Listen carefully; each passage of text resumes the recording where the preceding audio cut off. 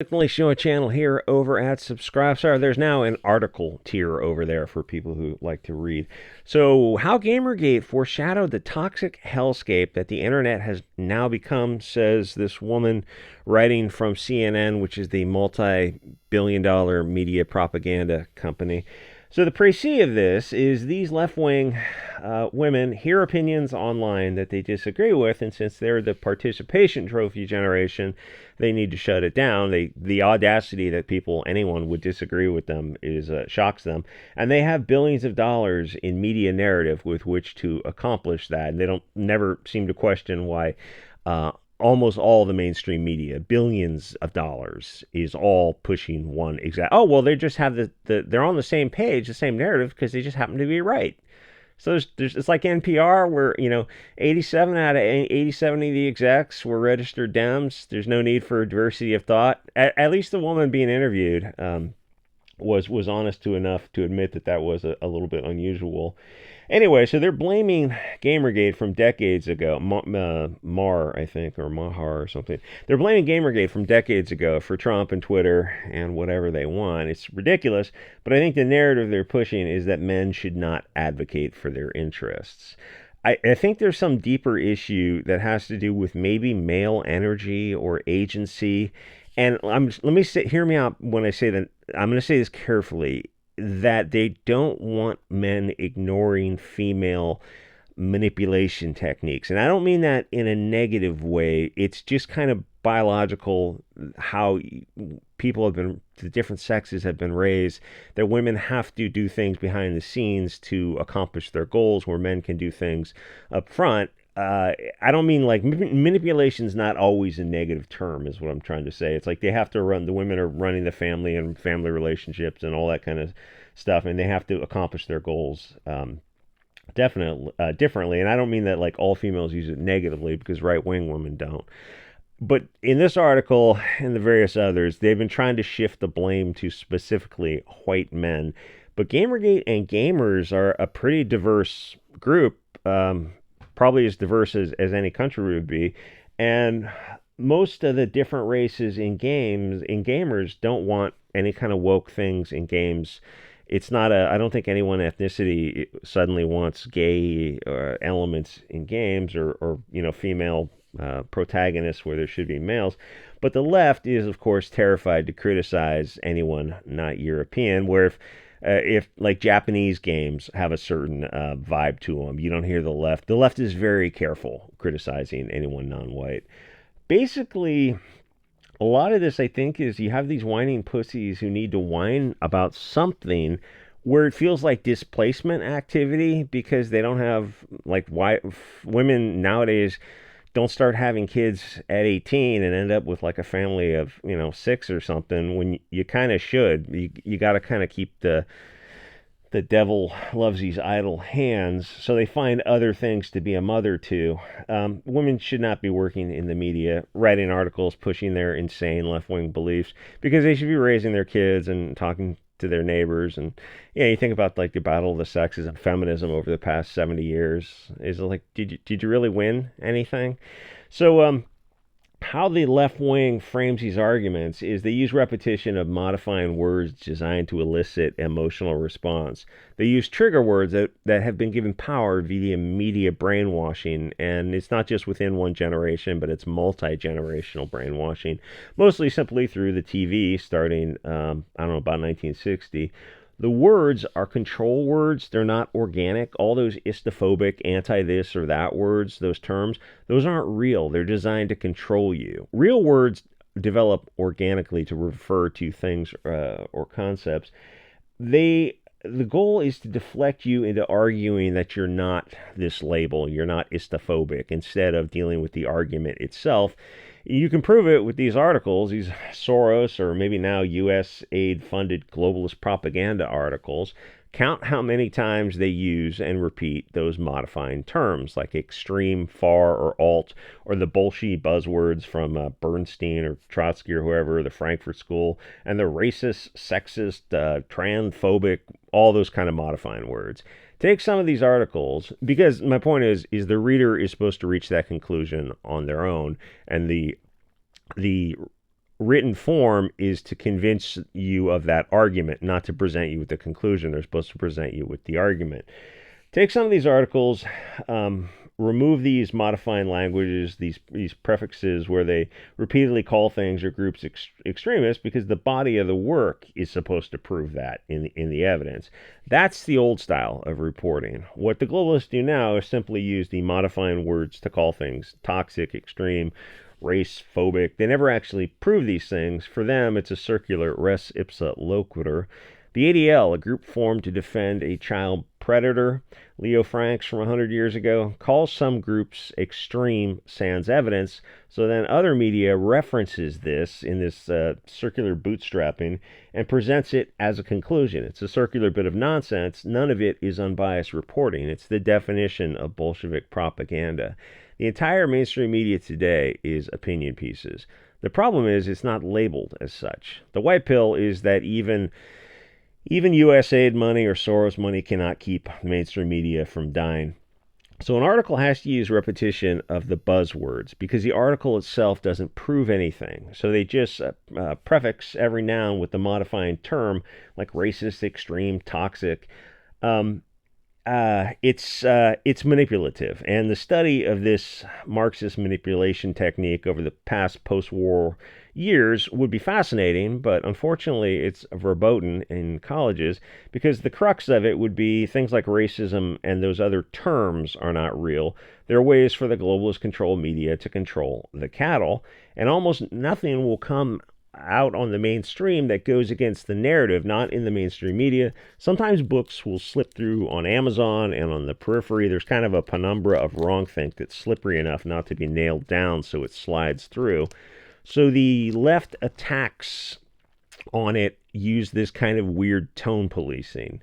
So it's more a left-wing thing, or rather specifically, I guess, a globalist attack method where they take tools from old Bolshevik Frankfurt School communism and made them even gayer and lower IQ for their new puppets to wield against their lower IQ audience. And I kind of wish there were studies into this field of mass psychological manipulation. It'd be fascinating to have colleges dedicated to anti-Marxist studies. The most interesting places are technically still within the four corners of the map, but they're blank spaces because here there be dragons. And people on the left love to think they're free thinkers until you start slaughtering sacred cows. And yeah, I mean, I think that applies to the right a little bit as well. With any criticism of Israel, they start getting really uncomfortable. They want to be free thinkers within limited parameters, a spectrum of allowable opinions, but the limits on the right, set by the right-wing controlled media, that is places these boundaries, and not a millimeter farther to the right will they venture, or the 1984 glowing green head of Ben Shapiro will call for 2 minutes of hate directed at them, and suddenly they find themselves outcasts, which I guess is kind of mixing up a brave new world, but, you know, whatever. We don't have Daily Wire run rehabilitation chambers yet, but it's probably only a matter of time, and if they could, I'm sure they would, with Dennis Prager leading the way. Anyway, when you really break down, you know, she looked good. For time period, kind of I don't know, kind of like that look. When you really break down left-wing articles, they're not much in the way of substantive argument because they don't have one. Essentially, it boils down to people and other groups are doing things we don't like. And like I said here, I think the deeper issue is something to do with male agency.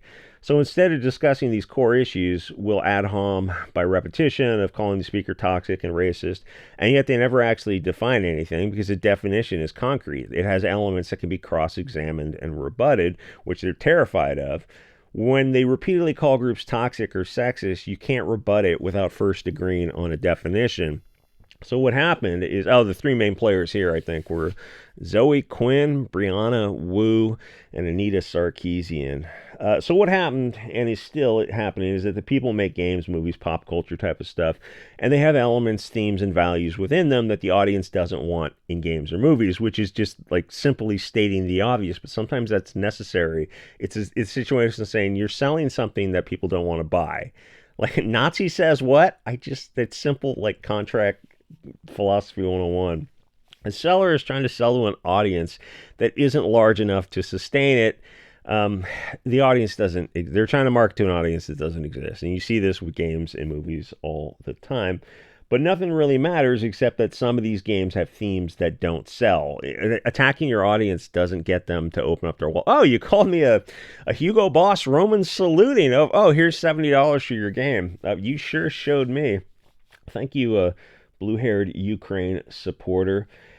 It might include lectures on pronouns or muscular, breastless women with blue hair and the sides of their head shaved. Most guys across various ethnicities want women to look like women because women don't usually go around with their heads shaved and on growth hormone and whatnot. And I think the other thing is this androgynous push from the left is where they can't define man or woman other than deflection ad homs. They want to mix these things up, but you're just not going to get men looking at these muscular women and caring about them or wanting to play them as characters. So it's the people who play the games, who make the games, are kind of charitably say they don't share the same values as the potential customers.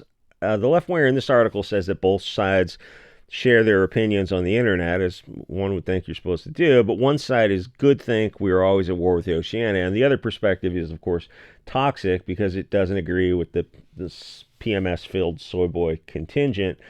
I think left-wing men probably get sympathy, PMS.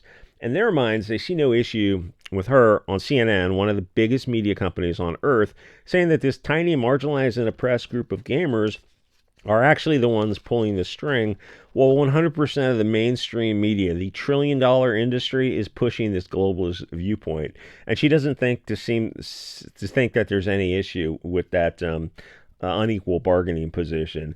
They openly espouse censorship, and they call it content moderation. And they seem to think the default position is, oh yeah, absolutely, we need to censor. Like, no, we can just have free speech, and if you don't like something, just, kind of stay out of it. Or with censorship, they always go like, yes, censorship, but we need to control. It's like, well, what if the far right was in control of censorship? Oh, no, we can't have that. It's only the far left can be in control of censorship. Except, of course, they never refer to themselves as the far left. They're just the moderates because they're in complete control of the mainstream narrative. They seem to think they have the moral high ground for the left wing to organize to advance their interests, but other groups here, the gamers, organizing is something that must be shut down. And I think it's the key issue is it's not the gamers. I think it's something to do with male agency. They don't see a problem. Like, I think they want women to be able to, try to manipulate and shame men into behavior. The problem is with the Anita Sarkeesian and Zoe Quinn type of women, they're not the women who can accomplish that because they're not the women that men respect, look up to, or want. They don't see them as wives and mothers and sisters. They just see them as, to be fair, they're just grifters. That's kind of what they are. They saw a way to jump in on this and make money for a decade, and they did. They did a pretty good job of it, and I think they'd probably be able to retire on what they did. They call these groups toxic and use these hot words: abuse and harassment, marginalize and disenfranchise. And the new thing that started under Biden with Nina Jankowicz and the Ministry of Truth is the government and the media got on board calling things disinformation and misinformation.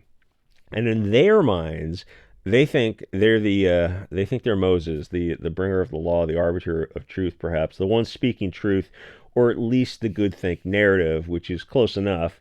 And the customers are, of course, toxic and must be content moderated, not allowed to express their own views. And there's this bigger shift on the left from liberal values of free speech, which was admittedly like over 50 years ago, to now openly supporting censorship and now terrorism, where the Tesla cars are involved, which is perhaps the core of the left wing all along. Or maybe I think, what happened was I think there was a left wing organic liberal, like the true definition of liberalism. And the communists, the Bolsheviks at the time, also consider themselves left wing, and they lump themselves together. But it's that what is it? 2 dimensions, a line, 2 dimensions, 0-dimensional point, 1-dimensional. So it's a 0-dimensional point. So what's 1-dimensional? Line, 2-dimensional plane. It's with a line you have 2 degrees of freedom, right? Back and forth. It's whatever. It's limiting that Yeah, it must be. Wait, one dimension? I thought it was degrees of freedom. Anyway, that's not like to say left and right isn't enough, isn't complicated enough of a system to describe liberals, what a liberal is, a true liberal, and then what these Bolshevik terrorists are. Those are two different things, but they got lumped together, and I think now they're maybe trying to separate themselves out because there was a true liberal. And it's like I think a true liberal can be on the right or left, but there's more. I don't know. There's more variables in this matrix than just saying left and right. It's not complicated enough. Anyway, like, comment, subscribe, and I'll see you guys on the next episode.